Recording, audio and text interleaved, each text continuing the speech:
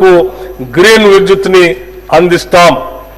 పిల్లల శారీరక మానసిక ఆరోగ్యానికి సంతులిత పౌష్టిక ఆహార ప్రాధాన్యతను గుర్తించి రాష్ట్రంలోని అన్ని గురుకులాలు, అన్ని సంక్షేమ శాఖలకు చెందిన అనుబంధ హాస్టల్లో మరియు కస్తూర్బా గాంధీ బాలికల పాఠశాలలో డైట్ ఛార్జీలు 40% మరియు కాస్మెటిక్ ఛార్జీలు 200% పెంచాం.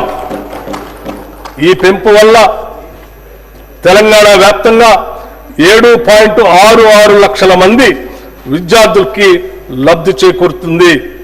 రాష్ట్ర వ్యాప్తంగా ఉన్న సంక్షేమ వసతి గృహాల్లో చదువుకునే విద్యార్థులందరికీ ఒకే తరహా భోజనం ఇచ్చేందుకు కామన్ డైట్ పథకాన్ని ప్రారంభించాం.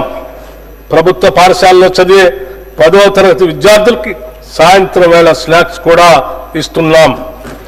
పాఠశాలలో అమలుపరిచే మధ్యాహ్న భోజన పథకం మరియు సంక్షేమ వసతి గృహాల్లో ఆహార పదార్థాలను తయారు చేసి నిల్వ ఉంచే విషయంలో ఒక నిర్దిష్ట వ్యవహార శైలిని పాటించడం ద్వారా విద్యార్థులకు పరిశుద్ధమైన మరియు ఆరోగ్యకరమైన ఆహారాన్ని అందించడం సాధ్యమవుతుంది. దీనికోసం ఒక స్టాండర్డ్ ఆపరేటింగ్ ప్రొసీజర్ SOPని రూపొందించి అమలు చేస్తున్నాం. Education is future insurance. విద్య భవిష్యత్తుకి బీమా కనుక విద్యా వ్యవస్థను బలోపేతం చేసేందుకు రాష్ట్ర విద్యారంగంలో పలు సంస్కరణలు చేపట్టాం. అంతర్జాతీయ ప్రమాణాలతో కూడిన విద్యను అందించే లక్ష్యంతో ఒక సమగ్ర విధాన రూపకల్పనకి తెలంగాణ విద్యా కమిషన్ను ఏర్పాటు చేశాం.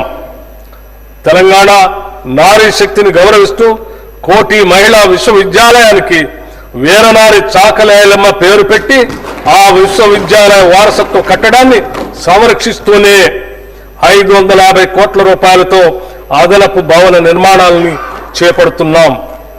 తెలుగు విశ్వవిద్యాలయానికి తెలంగాణ వైతాళికుడు సురవరం ప్రతాప్ రెడ్డి పేరును, ఇండియన్ ఇన్స్టిట్యూట్ ఆఫ్ హ్యాండ్లూమ్ టెక్నాలజీకి శ్రీ కొండా లక్ష్మణ్ బాపూజీ పేరును పెట్టడం జరిగింది.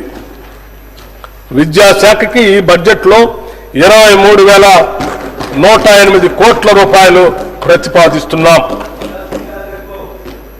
No plan for the future development